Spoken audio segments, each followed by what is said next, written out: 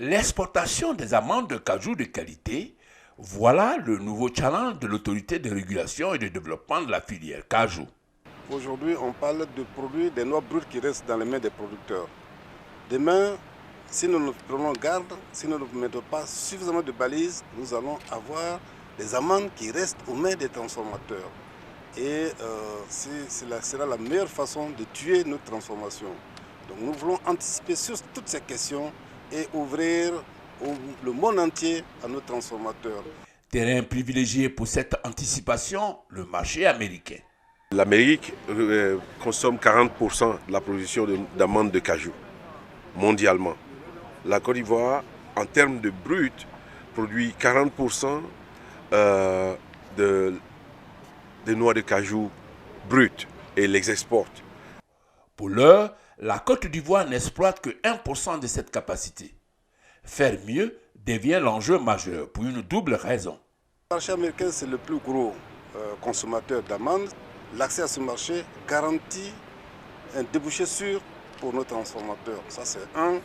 De deux, le marché américain est reconnu comme le marché le plus exigeant en termes donc, de qualité et d'exigence, de sécurité alimentaire. Donc une fois que vous avez accès à ce marché, les autres marchés vous sont ouverts. La porte d'entrée pour conquérir ce marché, le cabinet américain Ivory Cashew, spécialisé dans la formation, la certification et le commerce d'amandes de cajou de haute qualité. Un premier test grandeur nature a permis de distinguer des lauréats. Pour ces exigences, le Conseil Coton Anacarde a conçu un programme d'accompagnement des unités industrielles de Côte d'Ivoire dans la démarche qualité afin de satisfaire aux normes américaines et internationales sur la sécurité des aliments.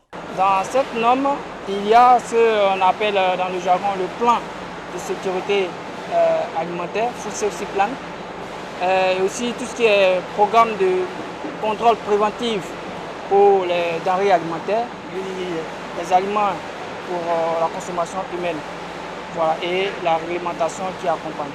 15 unités ivoiriennes de transformation sont identifiées pour la première phase.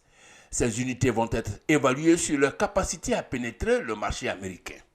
En matière d'importation de produits alimentaires, des experts de haut niveau sur 15 jours vont auditer les dites unités. En attendant le verdict, le Conseil Coton Anacarde pose la première pierre de la zone agro-industrielle dédiée à l'anacarde de Korogo. Expression de l'ambition de la Côte d'Ivoire de transformer 100% de ses noix d'ici à 2025.